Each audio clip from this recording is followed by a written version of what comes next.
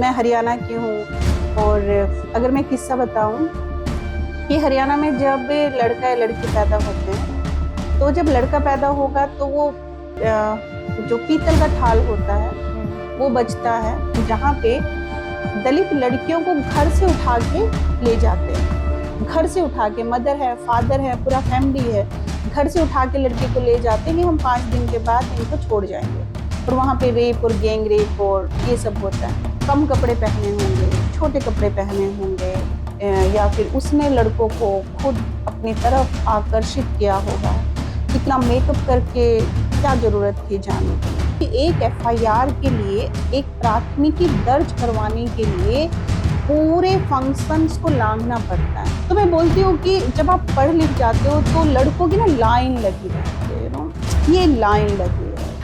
आपको चुनना है, आप चुनिए, आप किसको, तुम नहीं चाहिए, तुम नहीं चाहिए, तुम नहीं चाहिए। ओके, मुझे ये ठीक जम रहा है, तू ठीक है, तेरे साथ ओके चलेगा, लाइक दैट। तो लड़कियों को ऐसा बनना पड़ेगा कि, और वो एजुकेशन से ही आएगा। हमारा जो कानून है वो बहुत खूबसूरत है, लेकिन जो ये प्रोसेस है और ये जो लूप होल है इंस्टीट्यूशंस लेवल पे, वो बैरियर्स, वो चैलेंजेस है। एक भीड़ में एक सरकारी स्कूल में पढ़वाने वाली टीचर, उसको नंगा करके दौड़ाया, प्राइवेट पार्ट में उसके पत्थर ठूसे और उसको वहां पे किल किया, भीड़ ने किया।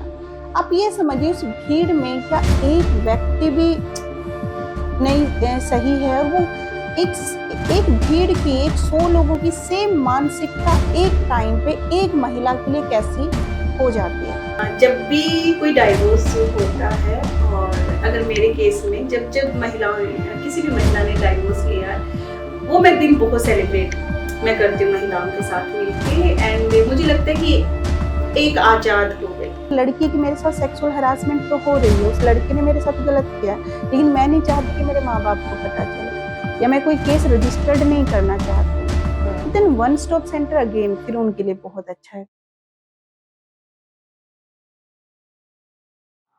नमस्कार, मैं रेखा, रेखांकन बिटवीन द लाइन्स में आप सबका स्वागत करती हूँ।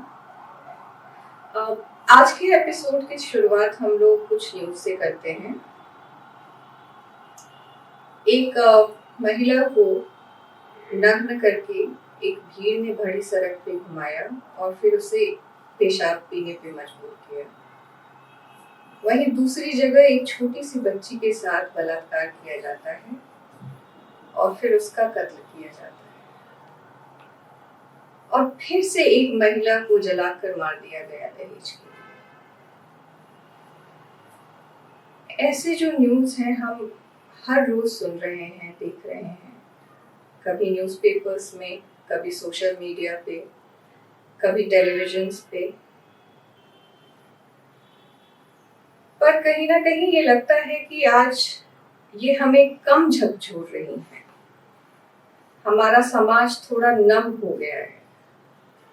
हम शायद जब इसे देखते हैं और पढ़ते हैं तो चंद सेकंड्स के लिए दुखी होते हैं उस विक्टिम के लिए जिनके साथ ये हुआ, और फिर अपनी ही उलझनों में उलझ के रह जाते हैं। और ये घटनाएं कम नहीं हो रही हैं, बल्कि बढ़ती ही जा रही हैं, चाहे हम अपने आसपास देखें या फिर आंकड़ों पर नजर डालें। पर हमारे समाज में कुछ ऐसे लोग हैं जो रुककर इन मुद्दों पे काम कर रहे हैं, जो ऐसे महिलाओं के साथ काम कर रहे हैं, जो महिलाएं अलग अलग तरह के वायलेंस का शिकार हुई हैं, उन्हें न्याय दिलाने के लिए लड़ रहे हैं।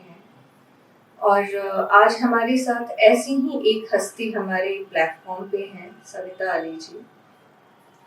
सविता अली एक लॉयर हैं, फेमिनिस्ट हैं, और ये पटना हाई कोर्ट और सेशन कोर्ट दोनों जगह प्रैक्टिस करती हैं।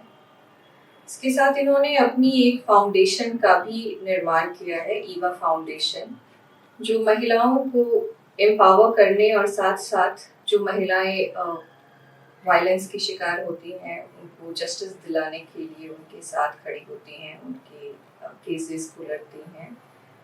एंड आज सविता जी के साथ हम रेखांकन करेंगे कि जो डोमेस्टिक वायलेंस है और जो डिफरेंट सॉर्ट ऑफ वायलेंस है, जो जेंडर बेस्ड वायलेंस है, वायलेंस अगेंस्ट वुमेन है, उसका क्या स्टेटस है? क्या ये बढ़ रही है? क्या बदलाव आया है इनकी स्थिति में? और अगर कोई महिला इनकी शिकार होती है तो उनके पास क्या क्या एवेन्यूज हैं, वो कहाँ जा सकती है? और साथ साथ ये भी कि आज के बदलते वक्त में जस्टिस के क्या मायने हैं हमारे लिए। So Savita, welcome to our podcast. हमारे पॉडकास्ट में बहुत बहुत स्वागत है आपका। Thank you so much. और आज का जो मुद्दा है हमारा बहुत ही एक गंभीर मुद्दा है जिस पर हम बात कर रहे हैं, और जैसा मैंने आपके इंट्रो में कहा था। बट मुझे एक बात आपकी मेरे दिमाग में घूमते रहती है जब आपसे बात हो रही थी और आपने कहा था कि जब कुछ बाहर होता है, आंधी आए, तूफान आए, या किसी पे कोई आपदा आती है या कुछ होता है, तो लोग अपने घर की तरफ दौड़ते हैं। बिल्कुल। बट क्या महिलाओं के लिए भी वो ऑप्शन है? क्या महिलाओं के लिए भी घर उतना ही एक सेफ ऑप्शन है? क्या कहेंगी आप इस पे? क्या महिलाएं सेफ हैं घर में, बाहर? क्या बिल्कुल, स्थिति है? आपने सही कहा रेखा कि जब भी बारिश आए, आंधी आए, तूफान आए या कोई मारने के लिए जब दौड़ता है तो ऑब्वियसली सब लोग अपने घर की तरफ भागते हैं। और वो घर की तरफ जब भागते हैं तो एक उम्मीद के साथ वो भागते हैं कि वहां पे हम सेफ है, वो हमारा घर है। लेकिन अब ये एक बहुत बड़ा क्वेश्चन सामने आता है कि क्या उस घर में हम सेफ है क्या? बीइंग ए वीमेन, जितने भी एज एन एडवोकेट, मैं अधिवक्ता के रूप में अगर मेरे जितने भी एक्सपीरियंस रहे हैं उनके आधार पे बताऊं तो घर से ही एक महिलाओं के लिए एक हिंसा शुरू होती है। वो हिंसा भले ही उस महिला उस बच्चे के जन्म से ही क्यों ना हो। मैं हरियाणा की हूँ और अगर मैं किस्सा बताऊं कि हरियाणा में जब लड़का या लड़की पैदा होते हैं तो जब लड़का पैदा होगा तो वो जो पीतल का थाल होता है वो बचता है। वहां पे अब वो बोलते नहीं है कि हमारे घर लड़का है या लड़की है, बट वो पीतल के थाल बजा के वो पूरा घर के बाहर वो ऑटोमेटिक वो लोगों को पता चल जाता है कि उसके घर में लड़का हुआ है। और अगर किसी के यहाँ पे बच्चा हो रहा है और पीतल का थाल नहीं बजा तो आप समझ लीजिए कि वो लड़की है। तो वहां पे बोलना भी नहीं पड़ता है कि वो लड़की है या लड़का। तो हम वहां से ही देख सकते हैं कि उस घर में जहाँ एक हम सेफ और एक घर की बात करते हैं कि कितना सेफ है महिला के लिए। तो ये जो इतना भेद, बीइंग अ वीमेन, जेंडर जो भेद है जो बचपन से ही हम लोग देखते आते हैं एक महिला होने के नाते, वो कहीं ना कहीं घर से ही शुरू होता है। और घर से ना कि महिलाओं के लिए एक जेंडर भेद है, बट उसी जेंडर के आधार पे जब एक महिला के साथ में हिंसा बढ़ती रहती है, वो हिंसा, वो मारपीट ही हिंसा नहीं है कि आपने उसको मार दिया या वो ब्लड निकल गया, वो नील पड़ गया, बट वो हिंसा वो भी है कि वो हर दिन वो ताना सह रही है। वो ताना सहती है बॉडी शेमिंग का। बिल्कुल। अगर बॉडी शेमिंग अगर हम बात करें तो आज के टाइम पे हम लोग थोड़े अवेयर हैं, लेकिन पहले बॉडी शेमिंग शेमिंग नाम हम सुनते भी नहीं थे, बट यही सुनते थे वो काली है, वो गोरी है, वो नाटी है, वो मोटी है, वो छोटी है। और यही चीजें वो घर से ही बताना वो शुरू करते हैं।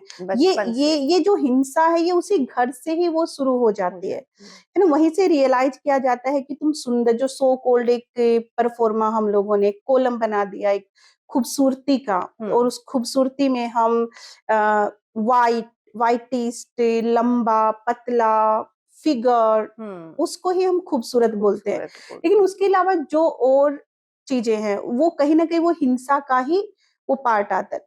कभी हमने उसके लिए बोलना शुरू नहीं किया, हमने कभी ये नहीं कहा कि ये हिंसा है।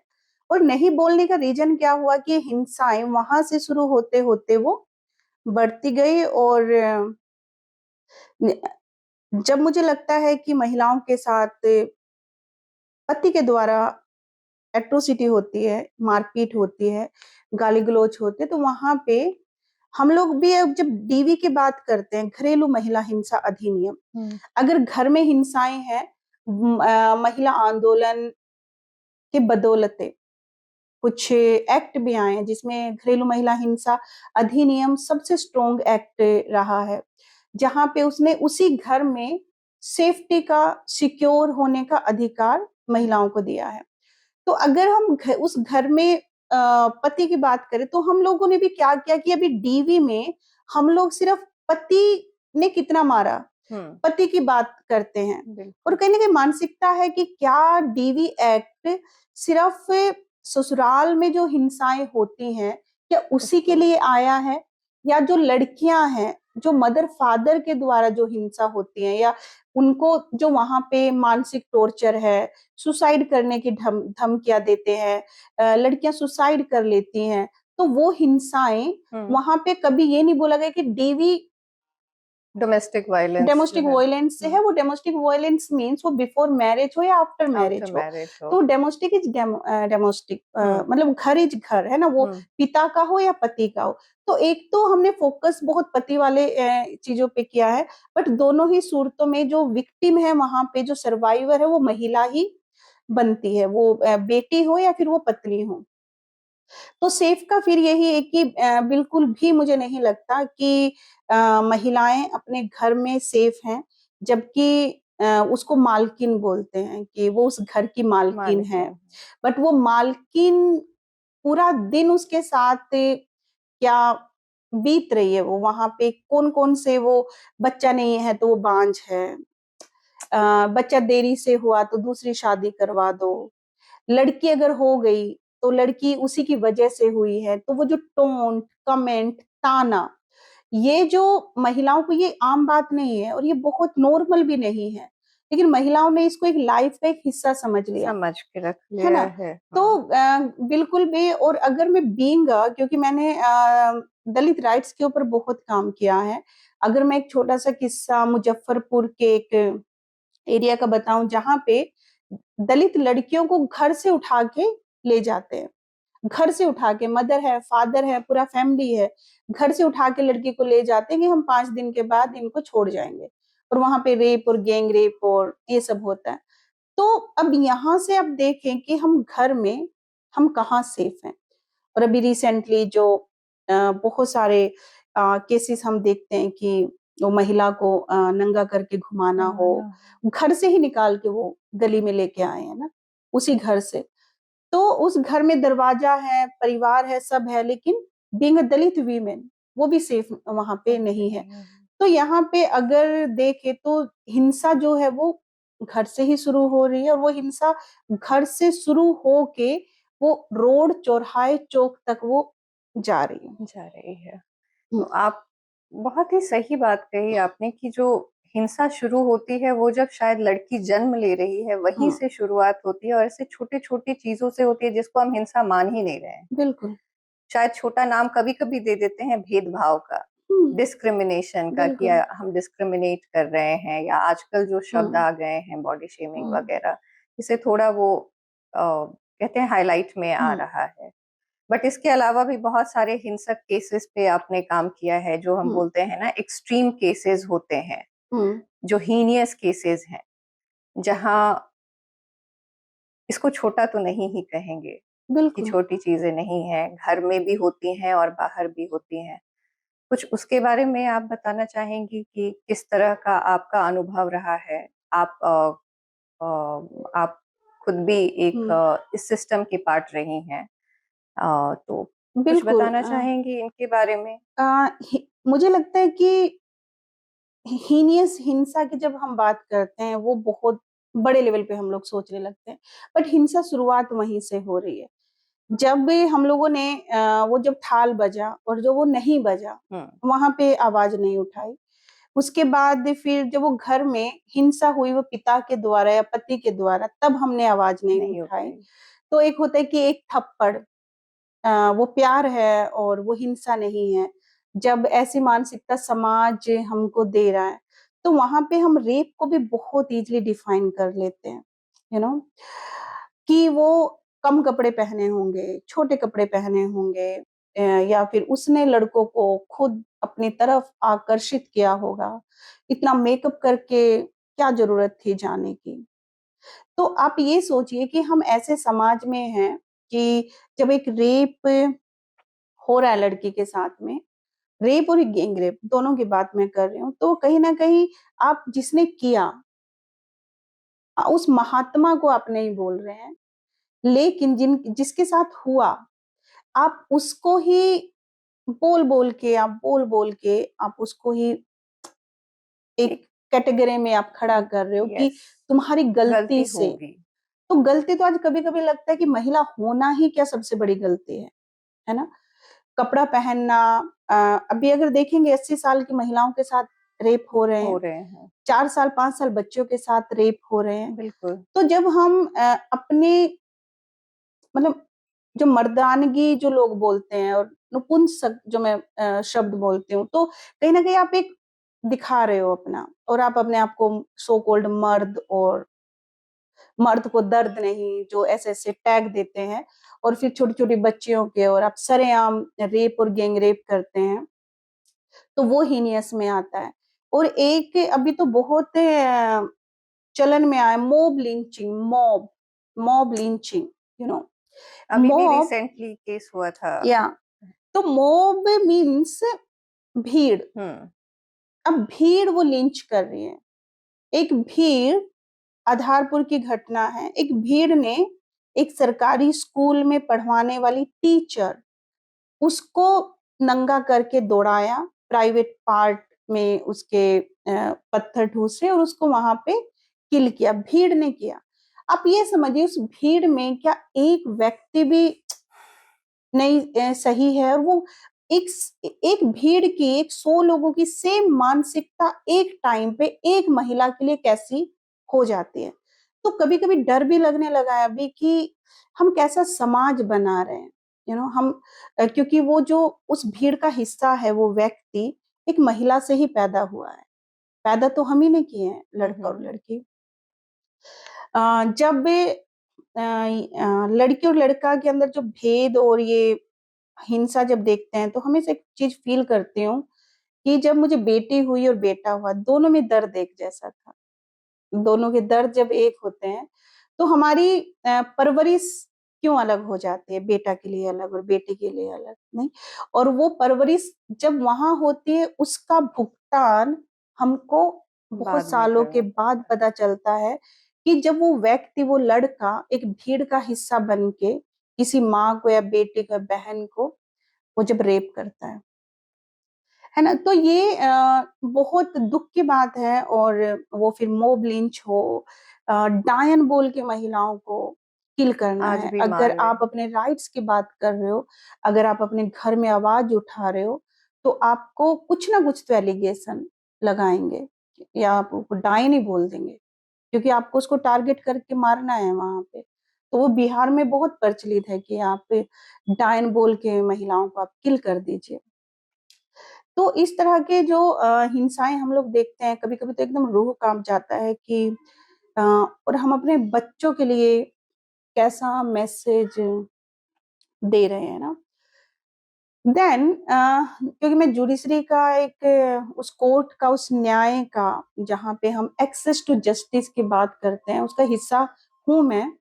और हम लोगों की न्याय न्याय की बात करते हैं और चाहते हैं कि हर उस अंतिम व्यक्ति तक वो न्याय न्याय पहुंचे। पहुंचे। न्याय देरी है बट वो पहुंचे। तो ऐसे उसमें जब सिस्टम में भी हम आते हैं, और जब एक महिला के साथ, एक लड़की के साथ रेप होता है या गैंग रेप होता है, अगर आपको याद हो पीएमसीएच में 6 घंटे तक मुजफ्फरपुर में एक छोटी बच्ची के साथ रेप हुआ था। जब उसको ट्रांसफर किया, वहां से ट्रांसफर किया और पीएमसीएच मिला, तो पीएमसीएच में 6-7 घंटा वो लड़की, वो बच्ची, वो बाहर मौत से लड़ती रही, बट उसको एडमिशन नहीं मिला, और वो डेथ हो गई उस लड़की की। तो ऐसे हजारों केस हैं जो अभी भी कहीं दफन होके पड़े हुए हैं, वो फाइलों में पड़े हैं वो केस, वो जज साहब की टेबल पे पड़े हैं।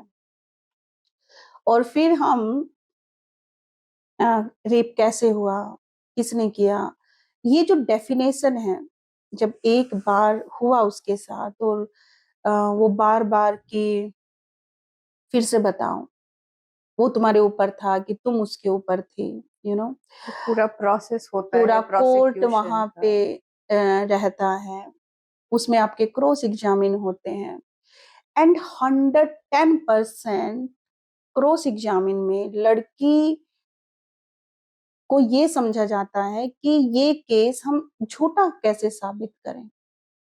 मतलब आपके पास मेडिकल है, आपके साथ रेप हुआ है, आपने बोला आपके साथ रेप, आपने एक बार नहीं, आपने हर टेबल पे जाके बोला, आपने थाना में बोला, एसएचओ के सामने बोला, 164 के बयान में बोला, आपने अपनी स्टेटमेंट में बोला, मीडिया के सामने बोला। मतलब उसके बावजूद जब हम न्याय की बात करते हैं तो वो बहुत लंबा न्याय है। वो शायद क्योंकि रिसेंटली अभी एक 498 एक मेरी क्लाइंट है, और उसने बोला कि मैम 9 साल हो गए मुझे केस लड़ते, और उसमें सजा 2 या 3 साल की है।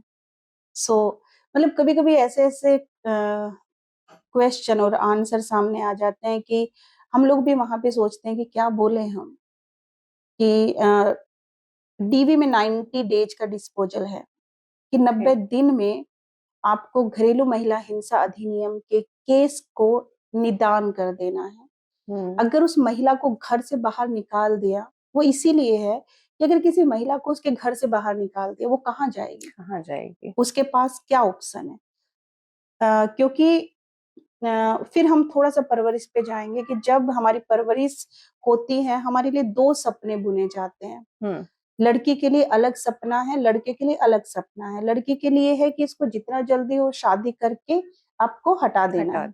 एंड वो 18 की होने के लिए काउंटिंग करते रहते हैं पेरेंट्स, 1 साल की हो गई, अब 2 साल की हो गई, अब 3 साल की, अब सेविंग कर लें, या सुकन्या योजना में डाल बिल्कुल इसके लिए दहेज के लिए दहेज पैसा के लिए जोड़ना जमा है, करें। दहेज के लिए लड़का को इतना पैसा दे देना है, अब लड़का को इतना दे देना।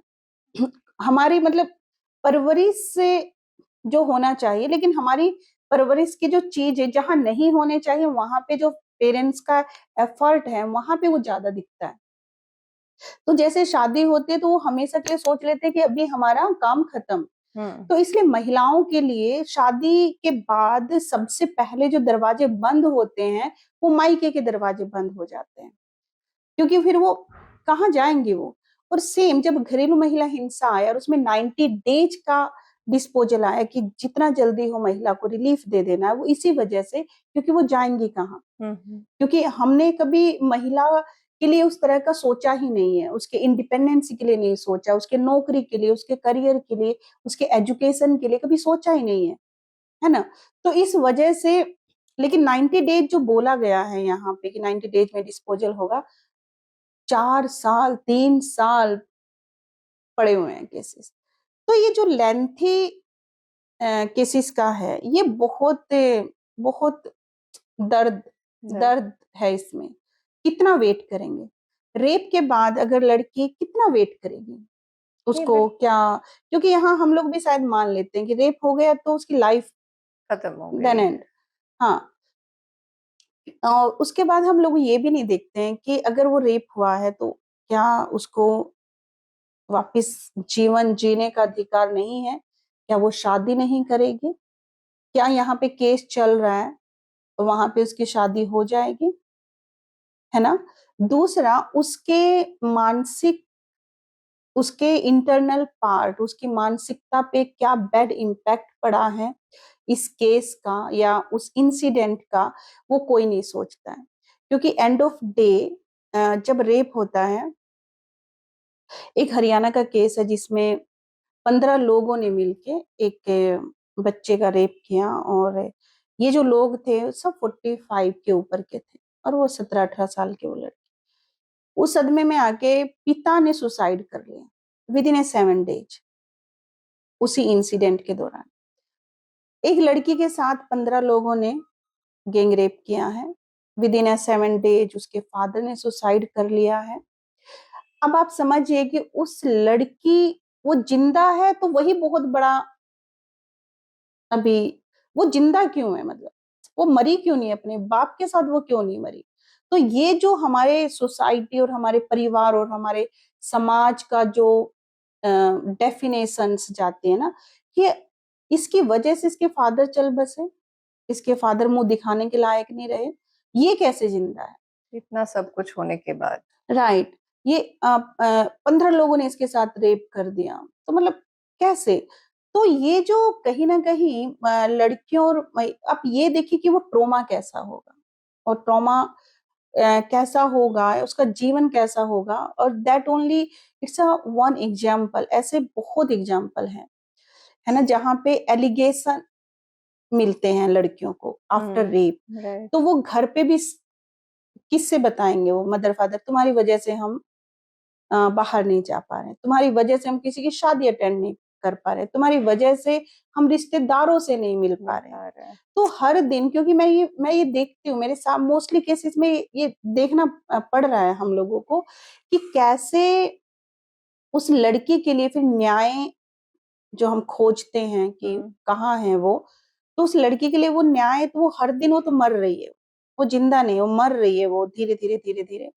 तो मुझे लगता है कि बहुत सोचने की जरूरत है, इस तरह के जो हीनियस क्राइम होते हैं, या फिर हमको अगर एक न्याय है, न्याय की प्रक्रिया तो अपनी एक अलग है, उसमें हम लोग ज्यादा कुछ नहीं कर सकते हैं, लेकिन हम सामाजिक के तौर पे कैसे उनका सहारा बने, कैसे उनको मोटिवेट करें, और कैसे उनको गले से लगाएं, कैसे उनसे बात करें, ये बहुत जरूरी है। क्योंकि शायद यही वो जो मेंटल हरासमेंट की हम बात करते हैं, ये थेरेपी, मेंटल हेल्थ थेरेपी के ये काम करेगा। और शायद न्याय वो भी होगा उस लड़की के लिए, उस बच्चे के लिए। ओके। या इसमें बहुत सारी बातें हैं, एंड क्या बोलूं, मतलब आपके इंसिडेंट से सुन सुन के मेरा दिमाग थोड़ा सुन्न हो गया है।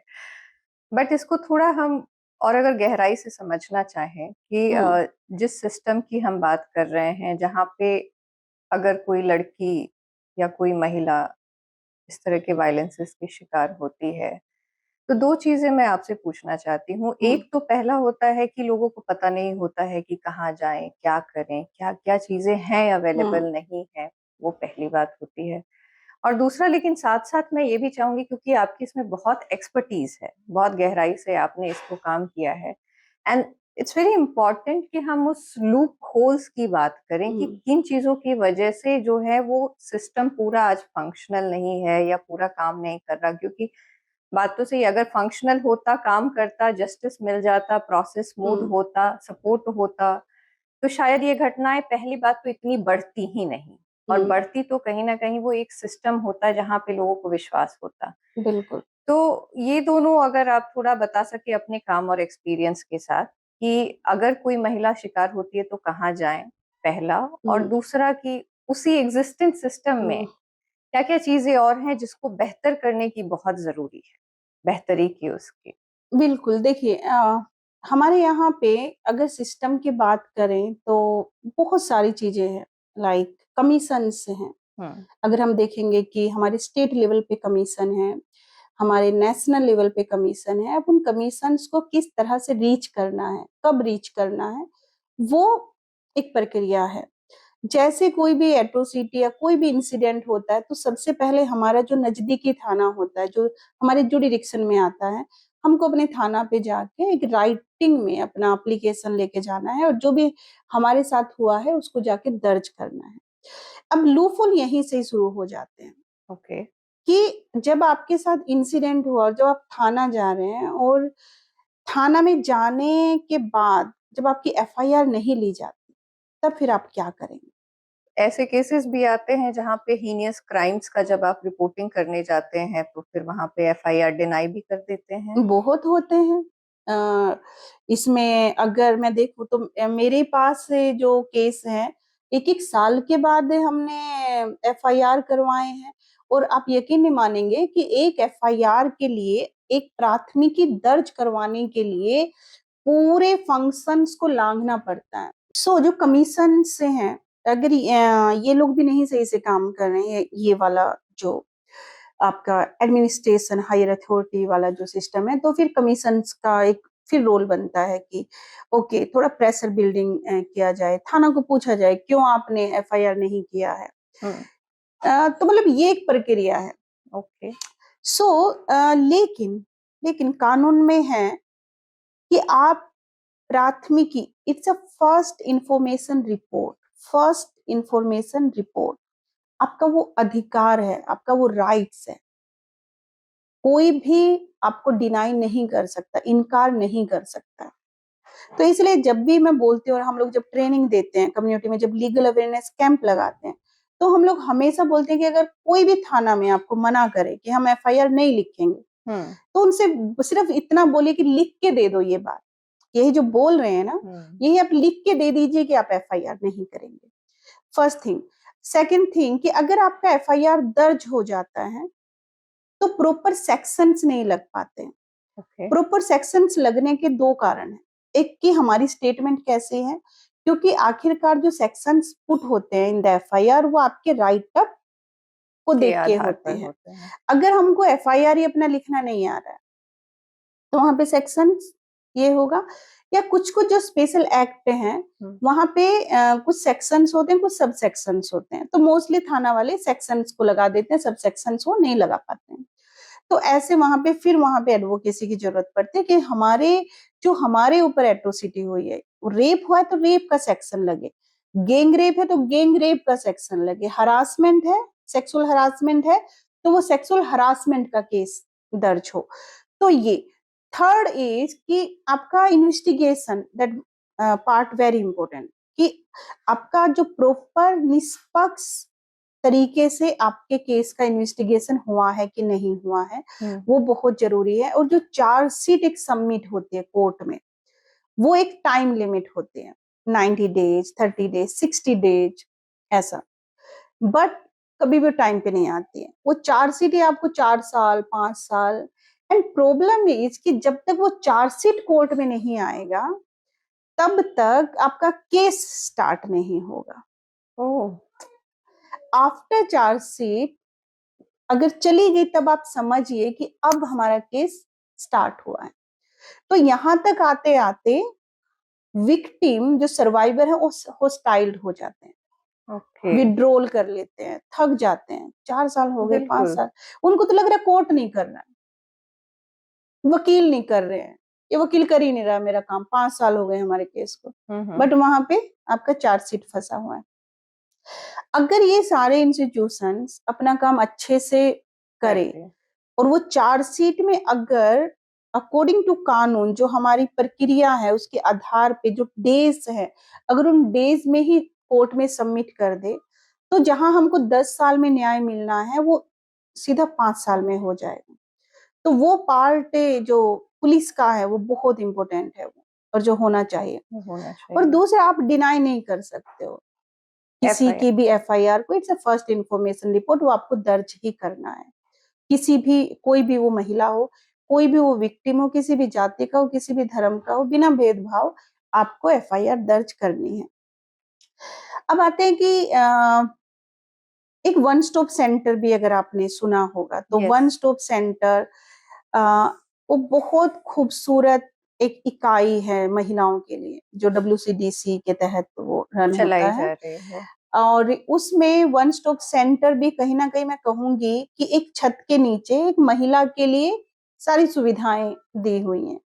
वहां पे शॉर्ट शेल्टर होम है, अगर किसी महिला को निकाल दिया वो कहाँ जाएगी, तो वो वन स्टॉप सेंटर में आके वो रह सकती है कुछ दिनों के लिए शॉर्ट पीरियड के लिए। लेकिन अगर उसको लंबे टाइम के लिए चाहिए तो वो लोग ट्रांसफर करते हैं दूसरी जगह पे।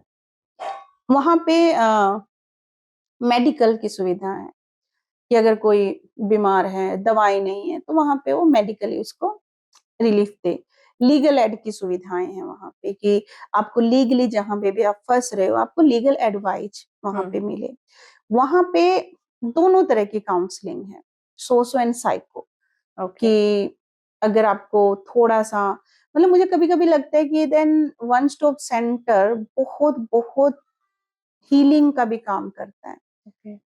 कि जब भी कोई महिला के साथ में कोई भी एट्रोसिटी होती है, उसको एक बात करने के लिए व्यक्ति चाहिए होता है, और उससे बात करने के लिए किसी के पास टाइम नहीं है।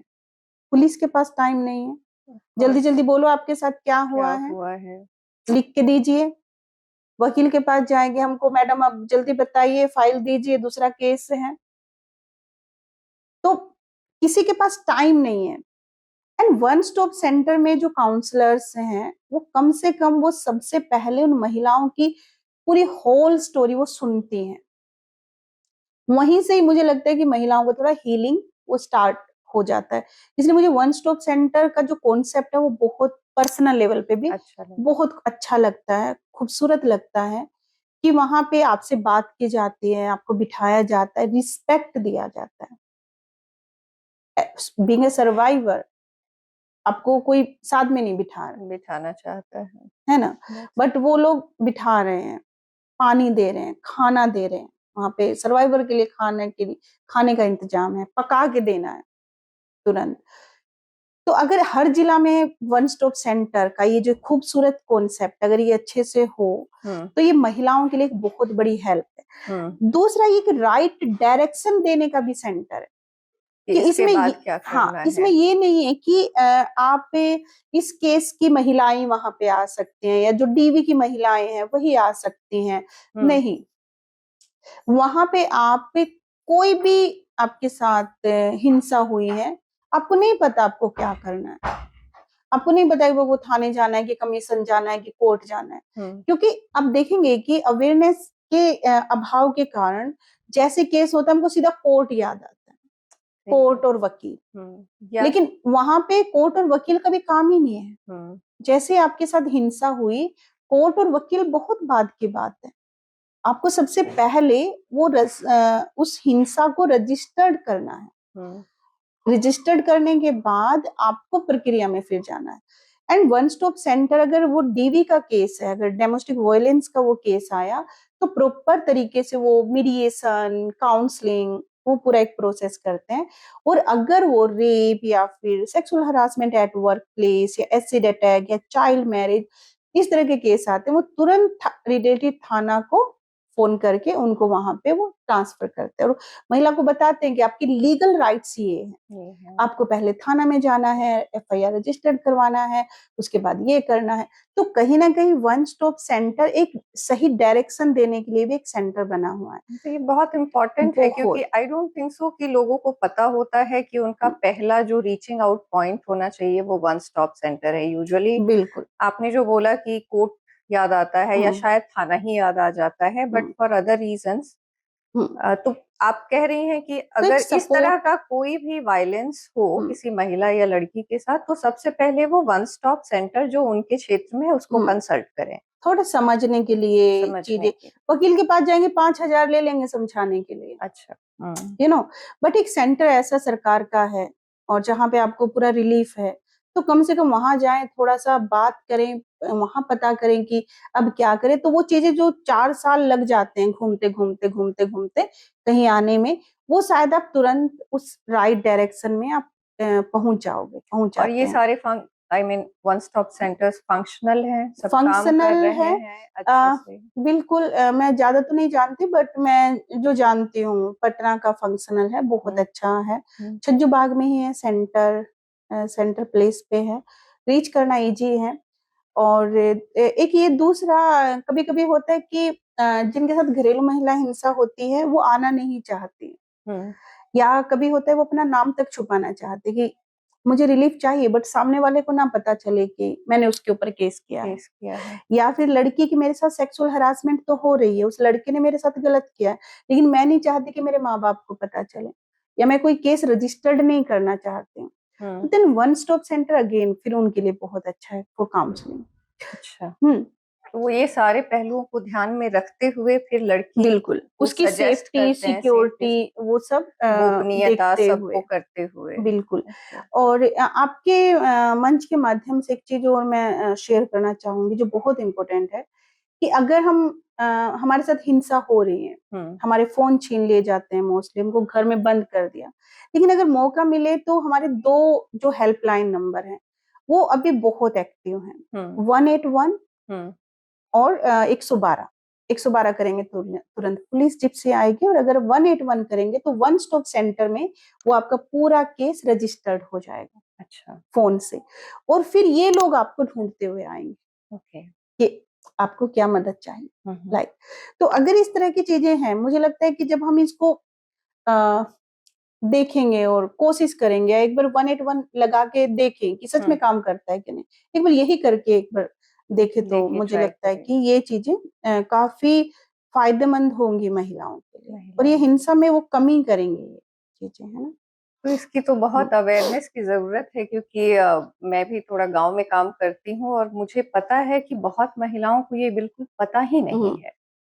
मतलब कुछ इसके बारे में अवेयर होती हैं, लेकिन बहुत सारी महिलाएं नहीं जानती हैं। तो ये एक बहुत ही इम्पोर्टेंट पॉइंट है कि अगर ये इतना अच्छा काम कर रहा है तो इसकी जानकारी जानी भी उतनी ही जरूरी है। और दूसरा एक सेकंड पहलू आता है कि हम इतने मैं फिर एक लाइन इससे पहले बोलती हूँ, हम बोलते हैं कि जो न्याय है वो अमीरों के लिए, गरीब के लिए नहीं है। तो जब भी हमारे पास से हम विक्टिम हैं, हमारे पास ना जमीन है, ना जंगल है, ना घर है, ना पैसा है, ना नौकरी है, ना एजुकेशन है, ऐसे सिचुएशन में न्याय लेना और वकील करना एक गरीब व्यक्ति के लिए बहुत मुश्किल है। तो वहां पे फिर डीएलएस से बहुत अच्छा काम करते हैं, डिस्ट्रिक्ट लीगल सर्विस अथॉरिटी।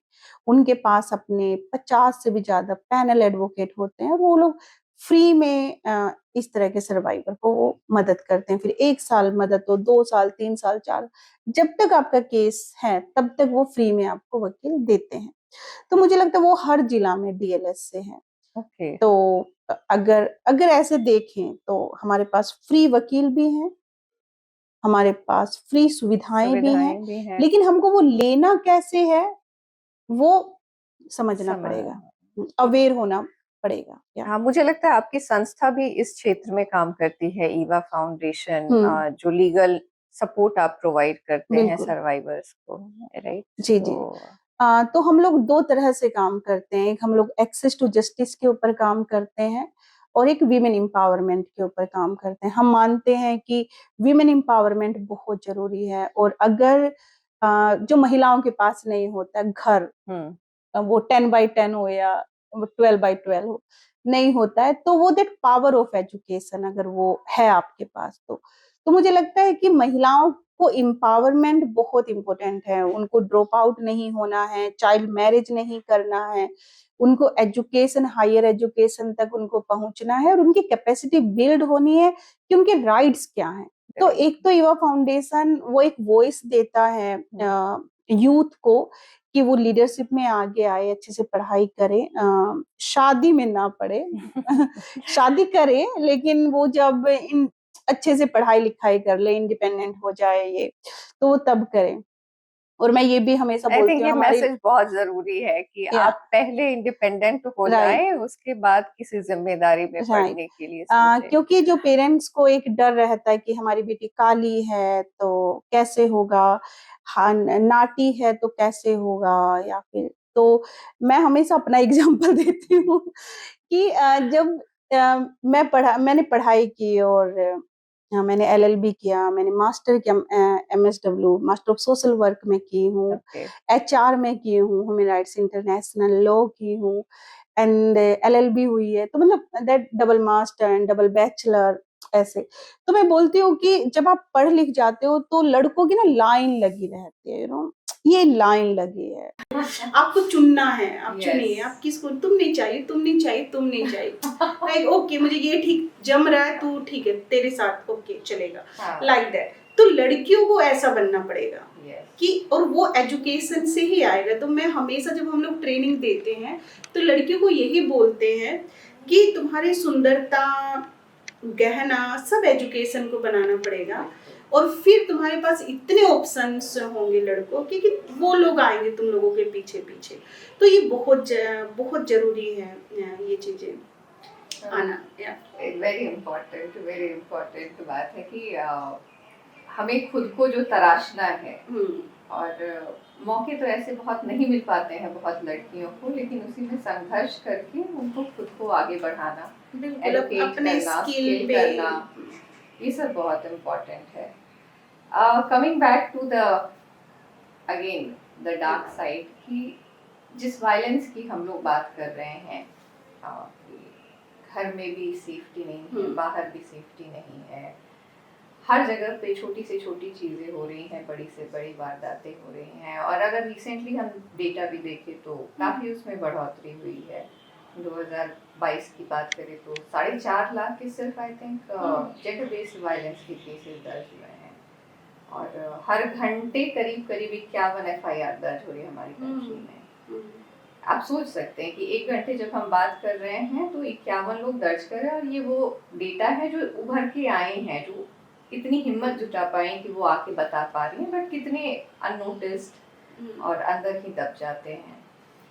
तो इतना जो है आज जो ये सोसाइटी बन चुकी है, जहाँ इतना ये नॉर्मलाइज हो गया है, बढ़ते जा रहा है, क्यों? थोड़ा जवाब शायद अनकॉन्शियसली हम जानते हैं, but as an advocate, as a women, और आपकी भी अपनी एक लाइफ जर्नी रही है जो स्ट्रगलिंग रही है, और आज आप सबको मजबूत कर रही हैं, खुद भी बहुत एम्पावर्ड हैं, तो क्या है ऐसा, क्या कारण लगता है कि इतना आज भी ये हिंसा हो रही है, चल रही है, लोग बर्दाश्त कर रहे हैं? व्हाई, क्या है? देखिए ये बहुत बड़ा क्वेश्चन है एक्चुअली, कि मतलब क्यों ये इतनी हिंसाएं हो रही।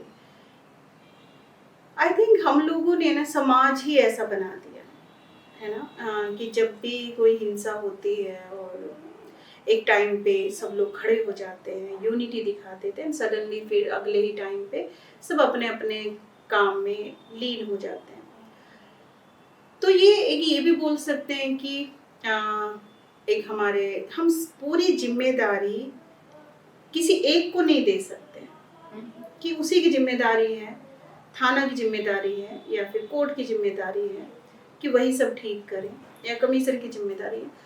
उतनी ही जिम्मेदारी शायद हम सबकी मुझे लगती है, उतनी ही जिम्मेदारी शायद उस जेंडर भेद की लगती है, कि अगर हम वो भेद ही वहाँ से हटा दें, अगर हम इक्वालिटी की बात करें, हम मेल और फीमेल को जो इतना दायरा हमने बना दिया कि जहाँ पे एक लड़का है और लड़की सजती है, संवरती है, और लड़के को लगता है कि मेरे लिए, एंड एक टाइम पे लड़की को लगता है कि ओके वो, तो ये जो आया है, तो हमने मतलब कहीं ना कहीं अपनी जिम्मेदारी ली ही नहीं है, कि हम भी इसके जिम्मेदार हैं, हमारी परवरिश भी इसके जिम्मेदार है।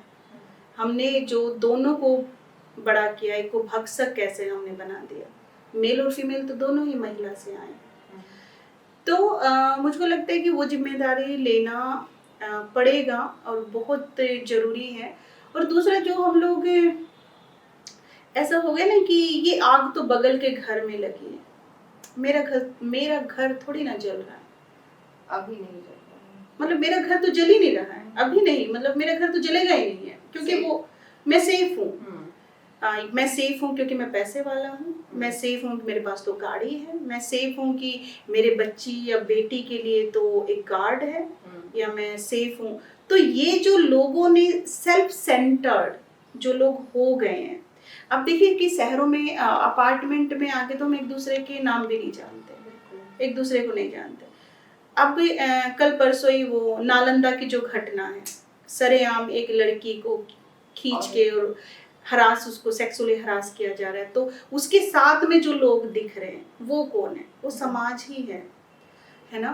तो बगल से जो लोग गुजर रहे होंगे वो कौन है? वो भी तो समाज है, क्योंकि हमने ये सोच लिया है कि ये मेरा काम नहीं है, या फिर मेरी बहन या मेरी माँ या मेरी बेटी थोड़ी ना है, ये किसकी है।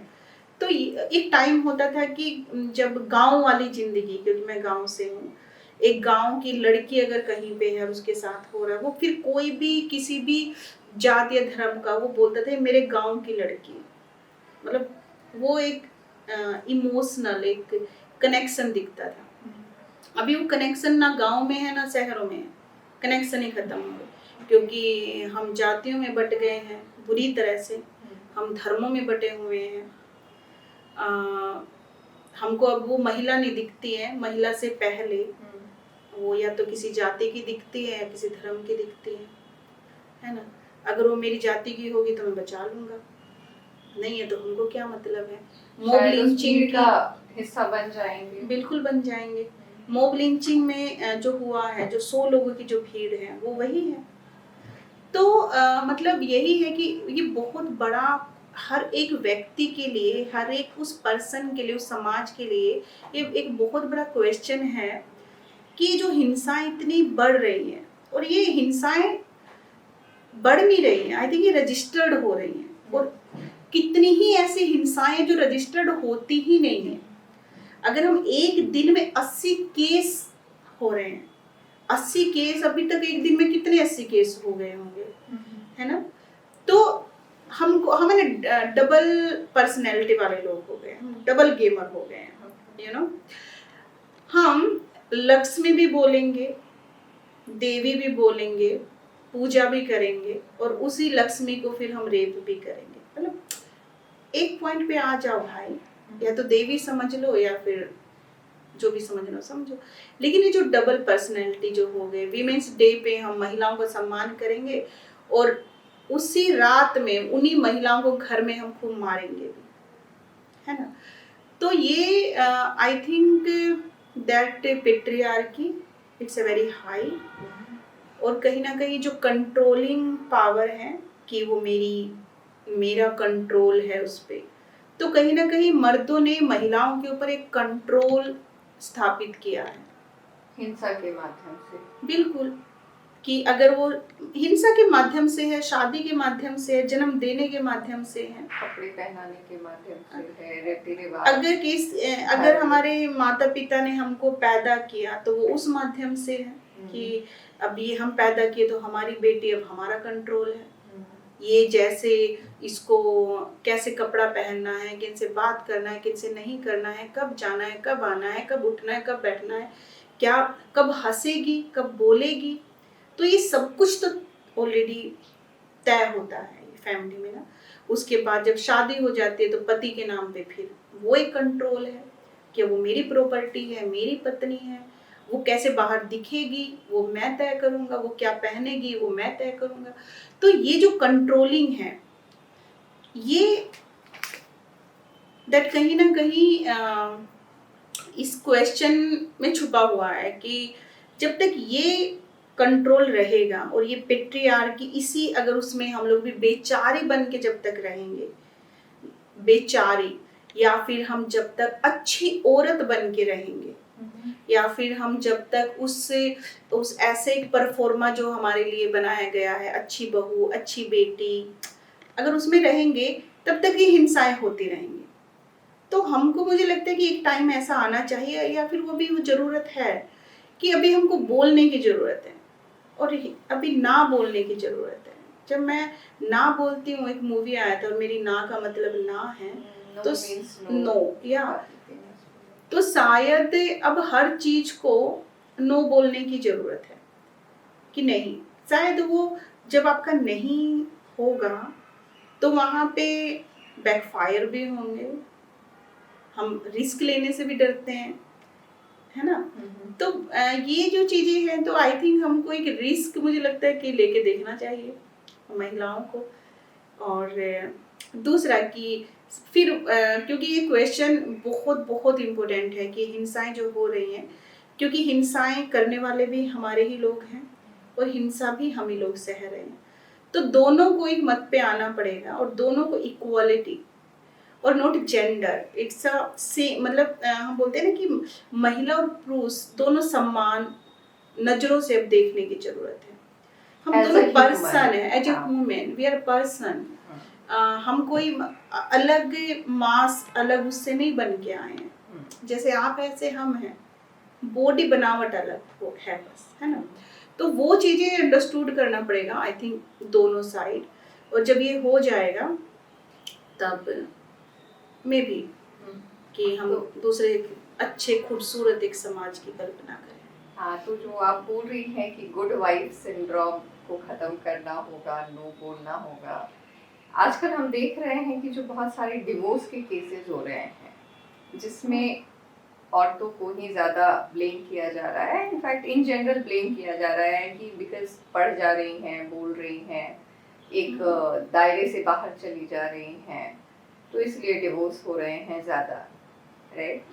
What do you think? आप भी इस तरह के केसेस देख रही हैं, आपका क्या नहीं, नजरिया है? एक्चुअली पर्सनल लेवल पे मैं बोलूँगी कि जब भी कोई डाइवोर्स होता है, और अगर मेरे केस में जब जब महिलाओं किसी भी महिला ने डाइवोर्स लिया है, वो मैं दिन बहुत सेलिब्रेट मैं करती हूँ महिलाओं के साथ मिलके। एंड मुझे लगता है कि एक आज़ाद हो गई, मतलब उस जो बाउंड्री या उस हरासमेंट या घुटन घुटन करके जो जिंदगी से एक व्यक्ति आजाद हो गया, और शायद अब वो खुले वातावरण में सांस लेगा और शायद वो नई कहानी लिखे, है ना।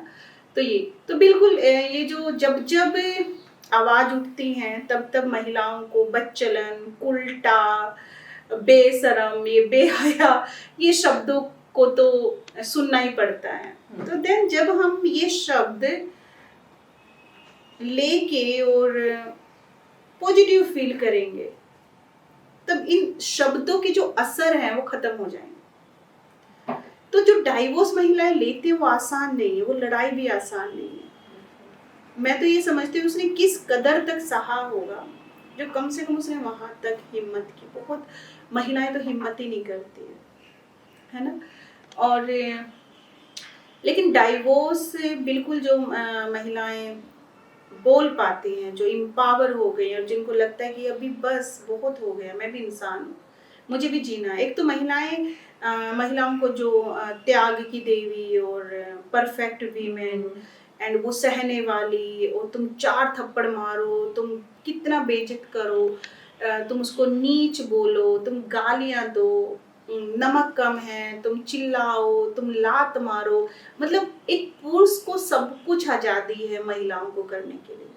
और अगर वो ऐसी जिंदगी से बाहर निकलना चाहती है तो वही महिला गलत हो जाती, क्यों हो जाती है?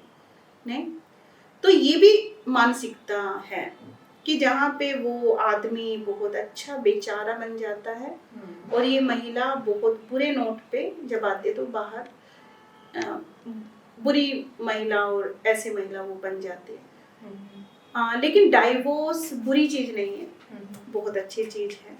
और जब आपको जिंदगी एक ही मिली है और जहाँ पे महिलाएं सोच रही हैं कि मैं अंतिम व्यक्ति हूँ और पूरी दुनिया को खाना खिला के उसका पेट भरा है, उसका भरा है, उसका भरा है, लास्ट में बचा कुचा जो खाती है और सुबह उठ के और रात में जो सबसे लेट सोती है, अगर वो कभी अपने लिए उसने कदम उठाया तो इट्स अ बिग थिंग, और ये सेलिब्रेशन की बात है बिल्कुल।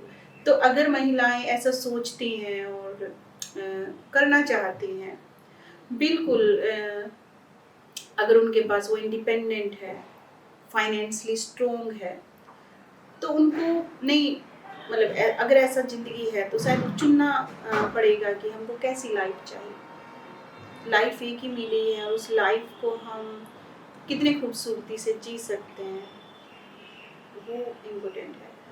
और ये लोग जिसने किया है उसको बिठा के और महिला को बिठा के दोनों की काउंसलिंग कर रहे हैं। और जैसे मैं आई कि अच्छा ठीक है, मुझे कुछ, और उसकी पत्नी भी बैठी है जिसने किया तो उसकी पत्नी है, पति है, ये लड़की है, इसकी माँ है, सबको बिठा के काउंसलिंग करवाएंगी। राइट।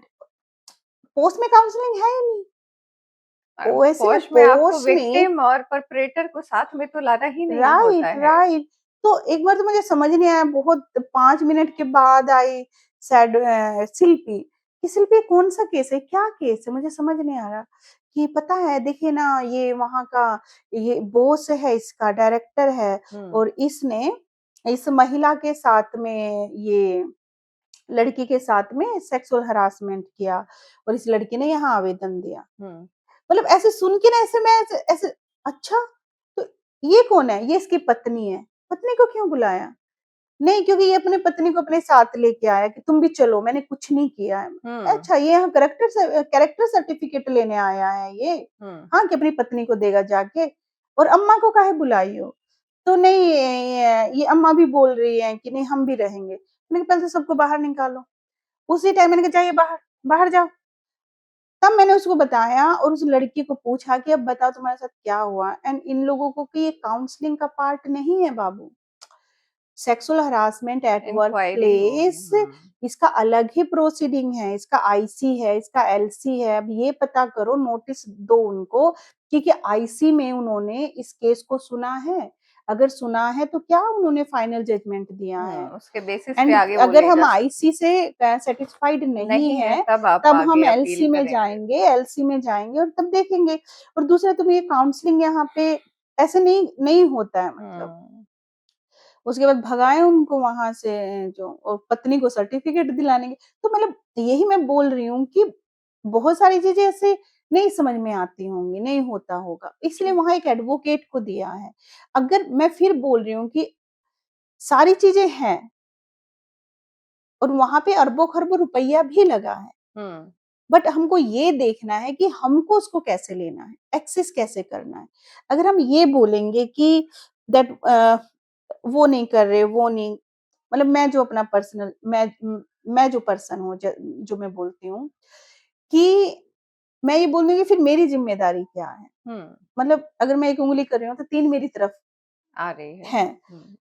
तो अगर वो सिस्टम खराब है तो हमने उसको ठीक करने के लिए क्या किया? True.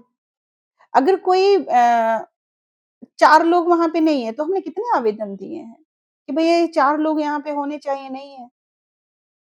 तो ये मेरा हमेशा पॉइंट रहता है कि वो तो है, वहां पे वो खर्च भी हुआ है, अच्छा खासा हमको रिलीफ मिल सकता है, तो सिस्टम को हम क्यों यूज नहीं करें? Okay, that my point. ठीक है। या ठीक। अभी देखिए ना, एक ओएससी की बात बताते हाँ, हैं। वहां पे दे वर नॉट किशनगंज में भी, रिस्पॉन्सिबल। किशनगंज न्यूज में भी आया था, किशनगंज या कौन डिस्ट्रिक्ट, हम्म डिस्ट्रिक्ट थोड़ा मैं रिमाइंड नहीं कर पा रही हूँ। उसमें जो केंद्र प्रशासक हैं, हम्म उनको निरस्त किया, उनको हटा दिया। उन्होंने एक सर्वाइवर के साथ ही बहुत मिसबिहेवियर किया कि बताओ। तुम इतनी सुंदर हो, तुम तो वेश्यावृत्ति का काम करके अच्छा पैसा कमा सकती हो। ओ गॉड। उससे 2-2.5 लाख रुपए भी लिए हैं। तो मतलब ये भी दैट बिहाइंड, और ये पूरा मीडिया में आया, उस लड़की को हटा दिया है जो केंद्र प्रशासक है। इसके तो पीछे सेम, बहुत कुछ है। आई या थिंक एक तो वही तो मैंने बोला कि ये थोड़ा इंडिविजुअल इंडिविजुअल पे भी डिपेंड करता है कि वो आदमी या लेकिन औरत मैं जो ये भी काम कर रहे कितना बोलूंगी कि अगर सेंसिटिव अच्छे है। लोग आएंगे, मैं हाँ। फिर बोल रही हूँ कि अगर जिनके पर्सपेक्टिव स्ट्रोंग है ना, या जिनका लेंस इक्वलिटी वाला लेंस है, उन लोगों को लाना चाहिए इन सिस्टम्स में। जब अच्छे ओएससीज लोग वगैरह में। आएंगे, हाँ, बिल्कुल, जब अच्छे लोग आएंगे तो अच्छा ही फिर काम होगा, काम होगा। है ना। Exactly, that's the point. Hmm that's the point कि वो सिस्टम, आई डोंट नो, मतलब एक तो ये अच्छाई भी है, दूसरा है कि कहीं पर्सन वो डिपेंडेंट ना हो जाए। मतलब मतलब जैसे आप यहाँ हैं तो आप अच्छा काम कर रही हैं, सब कुछ हैंडल कर रही हैं, सेंसिटिव होके काउंसलिंग कर रही हैं, हम्म आप लोगों को अच्छी बातें बता रही हैं। आप दूसरे ओएससी पे जाएं, हम्म अगर कोई पर्सन उसमें एडमिट हुआ है जो काम कर रहा है, तो अगर वो फुल्ली जिम्मेदारी नहीं ले रहा है, हम्म या जैसे अभी बताया कि वो उल्टा ही उसको और हम्म टॉर्चर कर दे रहा है। तो ऐसे लोगों के ऊपर एक्शन लेना होना। हाँ, एक्शन तो वो पूरा जो सिस्टम बनता है कि अगर आप नहीं कर रहे हैं अपना काम, तो हम्म उसकी कैसे आप मॉनिटरिंग करें और कहाँ एक्शन हम्म लिया जाए। हम्म हमारा most of the system that यही आकर ट्रैकिंग एंड मॉनिटरिंग फेल हो सिस्टम। जाता है। यस, बिकॉज हम फर्स्ट लेयर ऑफ लॉ बना लेते हैं, बट जो hmm second layer of monitoring and जो उसका इम्पैक्ट होता है, हम्म उसमें जाके अटक जाते हैं। इसीलिए हमारा रोड भी ऐसा बन जाता है, या या जो भी, हमारा पुल एंड भी इट्स ऐसा जस्ट, बन जाता है। हाँ, पुल भी ऐसा बन जाता है कि टूट गया पुलवा, हो गई हम्म गुलवा। तो इन सब के बाद जो एक बात आती है सविता की, सब कुछ हो रहा है, सिस्टम बना हुआ है, अगर महिला बहुत ही खुशकिस्मत है, पहुंच गई, उसका एफआईआर दर्ज हो गया, वो कोर्ट में उसका केस चला गया, तो एक बड़ा सवाल ये रह जाता है कि आखिर जो इतने तरह तरह के केसेस हैं और जो तरह तरह की महिलाएं हैं, लड़कियां हैं, उनके लिए जस्टिस के क्या मायने रहते हैं। क्या है जस्टिस? क्या सबके लिए जो फैसला सुना देती है कोर्ट, क्या वो जस्टिस है, इनफ है?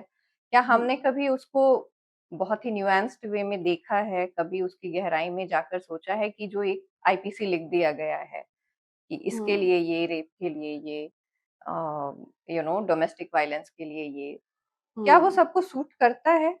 अगेन आप सबके साथ काम करती हैं, तो आपको क्या लगता है कि जब जिनको मिल जा रहा है, उनको लग रहा है कि मेरे लिए ये सही था? And what is your perspective? नहीं देखिए अगर हम कानूनी रूप से बात करें, तो एंड ऑफ डे अगर एफआईआर हुआ है, तो एंड ऑफ डे जो जस्टिस से है, वो फिर वो सज़ा मिलना है कि कन्विक्टेड वो हो गया, वो जेल में है।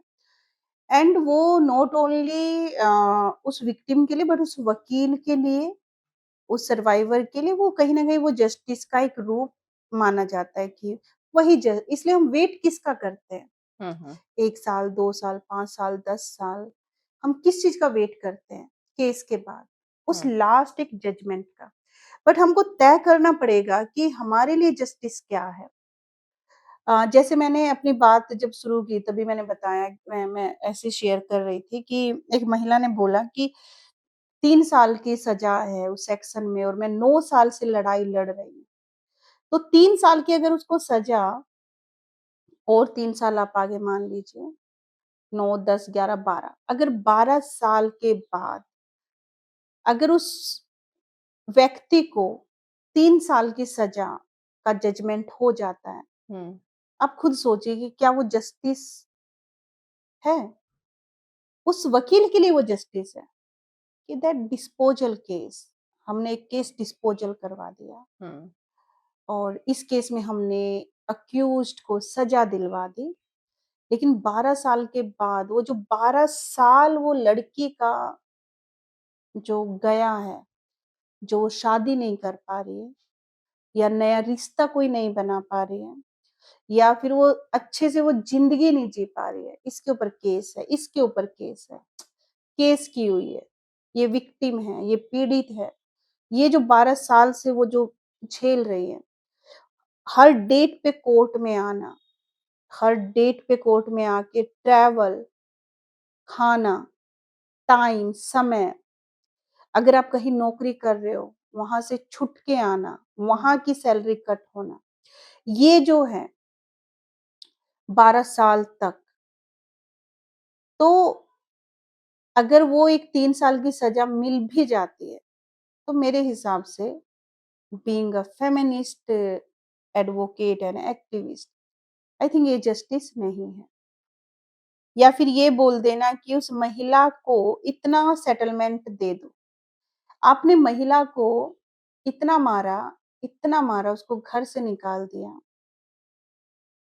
और 1 साल, 2 साल पूछ नहीं रहे हो कहाँ है, कोई भरण-पोषण का पता नहीं है, कौन उसको कहाँ से वो खा रही है, क्या कर रही है, बच्चे कहाँ हैं, बच्चे के साथ क्या हो रहा है। कभी-कभी होता है कि डिलीवरी में जो खर्चा है, हुँ, वो कैसे हो रहा है, जब एकदम विदिन ए 2 ईयर, 3 ईयर जब छोड़ देते हैं महिलाओं को और जब केस होता है, तो वो फिर मीडिएशन के लिए आते हैं। एंड मीडिएशन किस चीज़ पे होता है? Settlement, it's a money of settlement, पैसे को लेके। कितना पैसा चाहिए?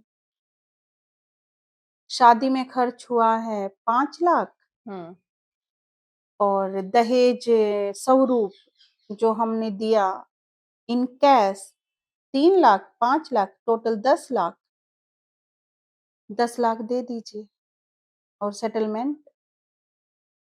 कर दीजिए केस, तो ठीक है, तुम फिर अपने घर ही अपने उसमें उस महिला के लिए क्या? 5 लाख शादी का खर्चा हुआ है, 5 लाख इन्होंने ही दिया है। उसको अपना ही पैसा लेने में सेटलमेंट करना पड़ रहा है और वहाँ पे उस अमाउंट के लिए उसको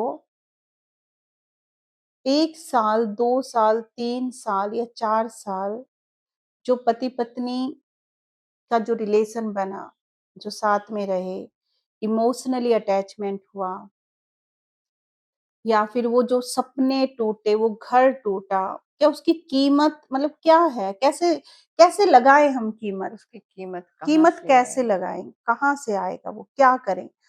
और वहाँ पे महिला के पास कोई दूसरा ऑप्शन नहीं है, क्योंकि वहाँ प्रेशर में है फादर, हुँ, पेरेंट्स कि जो जितना मिल रहा है, बोलते हैं ना भागते हुए की पूछ काफ़ी, हुँ, जो जितना मिल रहा है ले लो और खत्म करो, है ना?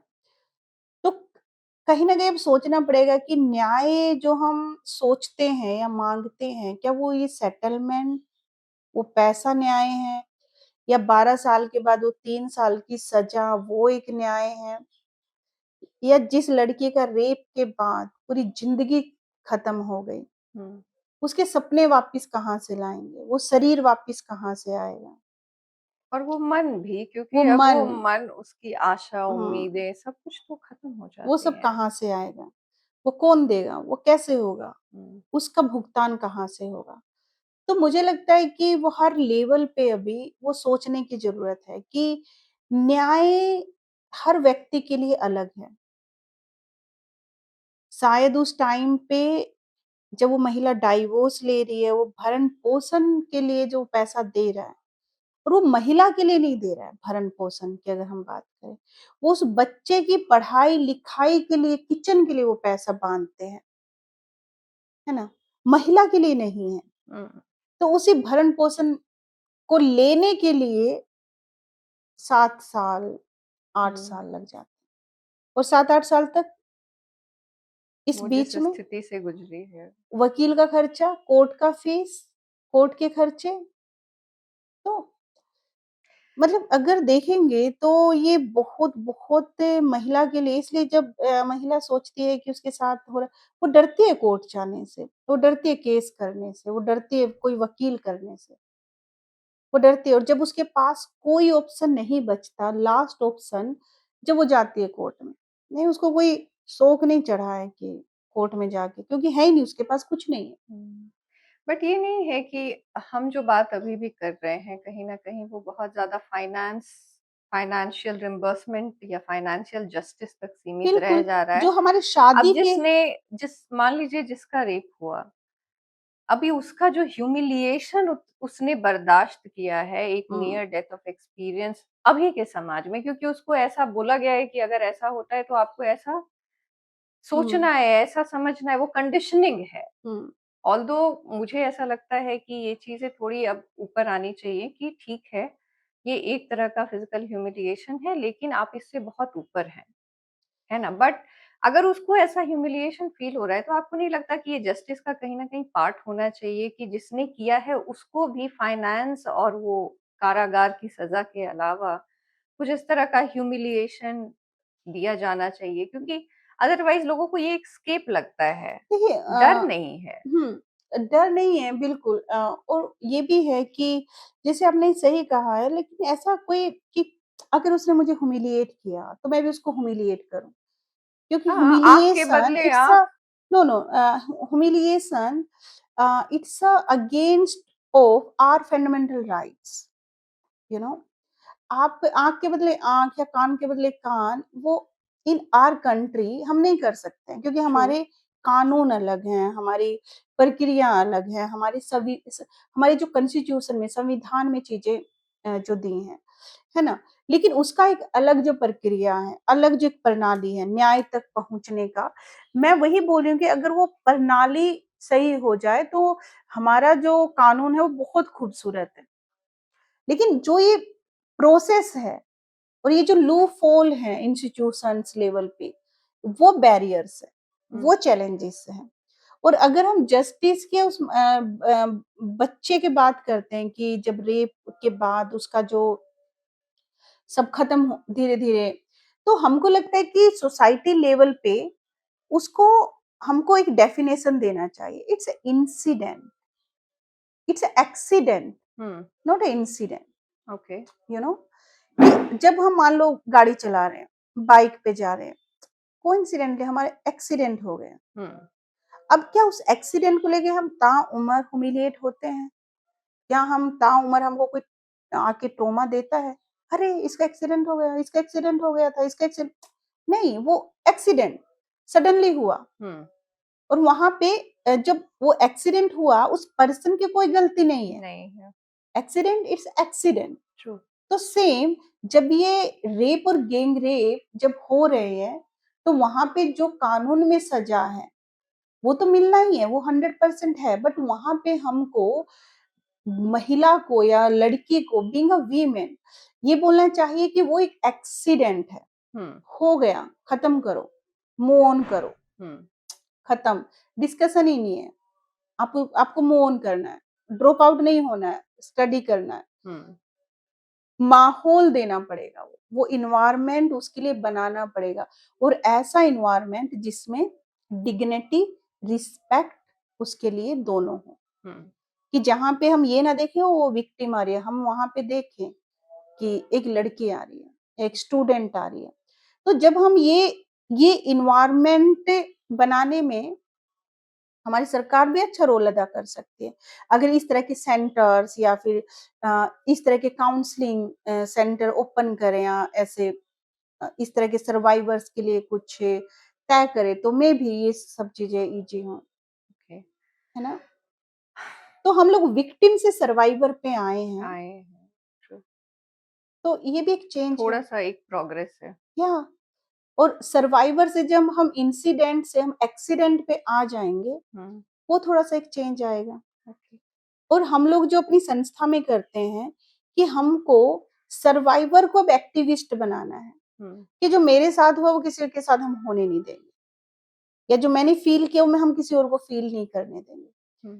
तो ये जब हम करना एक प्रक्रिया बीइंग ऑर्गेनाइजेशन, तो ऑर्गेनाइजेशन का भी एक अच्छा रोल यहाँ पे बनता है कि अगर हम सर्वाइवर के साथ में काम कर रहे हैं, तो हमको उनको हमेशा सर्वाइवर सर्वाइवर या फिर बोलने की जरूरत नहीं है, वो ना ही ट्रीट एक्टिविस्ट है। करने की और जरूरत ऐसे है। हरियाणा में बहुत लड़कियां एक्टिविस्ट बनी हैं जो हमारे साथ काम की हैं फिर। True. और आज वो बोलती है कि दैट मैं वो हूँ और मैं एक्टिविस्ट हूँ, that my name and I am activist. तो ये चेंज बहुत जरूरी है। और तब हम धीरे धीरे धीरे धीरे शादियां भी करेंगे फिर। हम क्यों बोलेंगे कि हम रेप विक्टिम से शादी नहीं करेंगे। True. सबसे बड़ा आफ्टर दैट एक्सीडेंट, मैं अभी से चेंज कर रही हूँ, आफ्टर एक्सीडेंट हम क्यों ये बोलेंगे कि माता पिता शर्मिंदा होंगे कि अब इसका रेप हुआ तो अब ये शादी नहीं कोई करेगा। ऐसे लड़कों को भी आगे आना पड़ेगा, वो सामाजिक बदलाव एक मानसिकता बहुत में जरूरी। लाने की जरूरत है। क्योंकि वो एक्सीडेंट है, वो किसी के साथ भी कभी भी कहीं पे भी हो सकता है, और हुआ है जिनके साथ में, तो उनको हमको मुख्य धारा में जोड़ने की जरूरत है, ना कि उनको समाज से अलग करने की जरूरत है। और ये अगर चीजें आएंगी तो हम जो एक न्याय की बहुत खूबसूरत सा पिक्चर सोचते हैं या अपने सपनों में देखते हैं कि न्याय ऐसा भी होना चाहिए, तो वो में भी हो। I hope. Let's hope so. और इसी से जुड़ा एक और सवाल था सविता कि आज की जो लड़कियां हैं काफी पढ़ लिख रही हैं, आगे बढ़ रही हैं, बोल्ड भी हो रही है, खासकर जब हम अगली जनरेशन को देखते हैं, Gen Z. But again at the same period of time ये हिंसाएं कम हो नहीं रही हैं, या शायद रिपोर्टिंग बढ़ रही है ज्यादा, तो हमें ज्यादा पता चल रहा है। तो इनके लिए आपका क्या मैसेज है? आप क्या इनको बताना चाहेंगी कि कैसे ये आइदर प्रिवेंटिव मेजर्स लेकर रहें, या फिर अगर खुदा ना खास्ते ऐसा कुछ होता है जिंदगी में, तो कैसे उसका सामना करें? मैसेज हमेशा जो मेरा, मैं यही बोलती हूँ कि उसको सबसे पहले खुद को तवज्जो देना है, मतलब खुद को भाव देना है कि मैं भी एक इंसान हूँ, खुद को इंसान समझना है। दूसरा कि जब हम खुद को इंसान समझने लगते हैं और समझ जाते हैं, तब हम अपने लिए सोचते हैं। ये जो बॉलीवुड हॉलीवुड ने जो एक अलग सा पिक्चर एक क्रिएट कर दिया कि दैट एक लड़का हैंडसम बॉय और एक लड़की को वो फ़िटनेस और फिर शादी, क्योंकि वो बचपन से ऐसा परवरिश हमारा होता है कि हम लोगों के लिए शादी सबसे बड़ा सपना बन जाता है हुँ, कि एंड ऑफ डे शादी ही तो है। तो हम ज़्यादा जहाँ पे फ़ोकस नहीं करना वहाँ फ़ोकस करते हैं। ब्यूटी की तरफ ज़्यादा जाते हैं और जो हमारी स्किल है, जो हमारी पावर है, जो हमारी एजुकेशन है उसको धीरे-धीरे, धीरे-धीरे कम करते जाते हैं। तो मुझे लगता है कि शादी तो होनी है एक दिन, हुँ, नो हुँ, डाउट। वो आज हो या कल हो या 10 साल के बाद हो। बट वो शादी कब हो वो हमको खुद तय करनी पड़ेगी। एकदम। वो उस किस एज में हो। अभी समाज में तो बोलते हैं कि आपका पीरियड्स जब से स्टार्ट हुआ, तो अब आप शादी के लायक हो गए। अब बच्चा पैदा करने के लिए, रिप्रोडक्टिव सिस्टम के लिए आप रेडी हो गए। लेकिन अगर हम ये देख रहे हैं कि पीरियड्स तो 12 साल की उम्र में भी अभी आ गए हैं, 10 से 12 की उम्र में तुरंत आ जा रहा है बच्चियों को अभी। छोटे जैसा हमारा क्लाइमेट चेंज अभी हो हुँ, रहा है। तो क्या हम 12 साल में बच्चे पैदा करने के लायक हो गए, तुरंत शादी होनी चाहिए? तो अगर ये सब चीज़ें हम देख रहे हैं, तो यहाँ पे हम लोगों को सोचना पड़ेगा कि हम कब रेडी हैं रिप्रोडक्टिव के साइकिल के लिए, बच्चा पैदा करने के लिए, शादी करने के लिए। वो हमको खुद तय करना पड़ेगा, मानसिक रूप से भी और शारीरिक रूप से भी। या है भी नहीं। या है भी नहीं है, कभी-कभी नहीं होते हैं, हुँ, हम शादी के लिए नहीं बने होते हैं। हमारे ड्रीम लेकिन वो तब होगा जब हम अपने स्किल्स पे काम करेंगे। जब हम मुझे लगता है कि जो शादी है वो लव मैरिज हो या अरेंज मैरिज हो, मैरिज इज़ मैरिज, तो उसको थोड़ा-सा हमको साइड में रखते हुए अपने खुद के स्किल, खुद की एजुकेशन, हायर एजुकेशन पे फ़ोकस करना चाहिए और जब हम कुछ बन जाएँ, हम जब अपने पैरों पे खड़े हो जाएँ। लड़कों के लिए क्या डायलॉग है, अपने पैरों पे खड़े हो जाओ तब हुँ, शादी करो, हुँ, कुछ बन जाओ तब शादी करो। सेम डायलॉग हमारे लिए होना चाहिए कि पहले पूरी पढ़ाई कर लो, अपने पैरों पे खड़ी हो जाओ, कुछ बन जाओ, तब शादी करो और कुछ करो या ना करो लाइफ में, हुँ, लेकिन अपना एक घर ज़रूर बना लेना। वो जो इकोनॉमिक इंडिपेंडेंसी है, वो बहुत इम्पोर्टेंट है महिलाओं के लिए। जब भी वो कुछ बन जाए, अपना अपना घर हो जाए, सब हो जाए, तो करो शादी, कौन मना करता है? लेकिन वो जो शादी होगी वो बहुत इक्वालिटी वाली शादी होगी। उसमें शायद काफ़ी चीज़ें इक्वल होंगी, इक्वल एजुकेशन होगा, इक्वल से होगा। सोच होगा, हुँ, डिसीज़न लेने की क्षमता होगी दोनों में। हुँ, वो घर शायद सच में फिर वो घर होगा, जहाँ पे 2 लोग पति-पत्नी नहीं 2 इंसान बन के रहेंगे। तो ये भी लाने के लिए वो घर वैसा बनाने के लिए education again that most important for girls. अगर हमारे जो लड़कियां हैं, बच्चियां हैं, जेन जी हैं, जो भी हैं, सेम है कि कभी ड्रॉप आउट ना हो। जितना पढ़ सकते हो, एक ही लाइफ है, जितना पढ़ सकते हो उतना पढ़ो और फिर अपने फैसले खुद लो, राइट टू चॉइस, है ना? किससे शादी करनी है, नहीं करनी है, किसके साथ रहना है, नहीं रहना है। और वो एक सुंदर-सा सपना, सुंदर-सा जो वर्ल्ड हम लोग कामना हुँ, करते हैं, आई थिंक वो मिले लड़कियों को। हुँ। बोलते हैं ना कि जो आई अभी भी विश हमारा यूटोपिया बना हुआ है, या या जिस पे हम लोग बिल्कुल, पिछली बार बात तो कर आई रहे थे। होप ये मिले। तो यही एक मैसेज है, ओके, पढ़ना बहुत ज़रूरी है। या okay. Thank you Savita, it was pleasure. बहुत सारी बातें आपने बताई और ख़ास करके जो वायलेंस से जुड़ी चीज़ें कैसे हो रही हैं, क्या कारण हैं, और बहुत इम्पोर्टेंट कि कैसे उसका रेज़ोल्यूशन कोई ले सकती हैं, कहाँ हुँ, अप्रोच कर सकती हैं।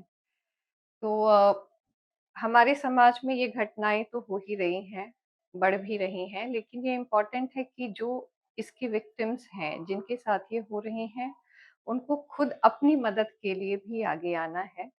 और जो सिस्टम्स बने गए हैं, बनाए गए हैं सराउंडिंग में, उसकी सहायता लेनी है।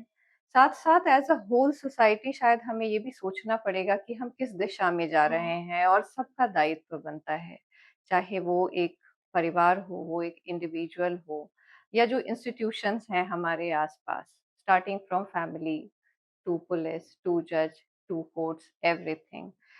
तो इस समग्र मानसिकता के साथ हम यही उम्मीद कर सकते हैं कि महिलाएं अपने लिए आवाज उठाएं और जो दूसरा पक्ष है उनको समझ हम्म, में आए कि सामने वाला भी एक इंसान है और उसे बराबरी का दर्जा दिया जाए, सिस्टम उनके लिए सरल हो। With this hope we will end it today. Thank you once again. yeah, thank you It so much. Yeah, it was a lovely talk. yeah, I would yeah. be Thank you. really, Yeah, thank you so much. really happy, and Yeah, thank you for your time yeah, also. thank you. Thank you.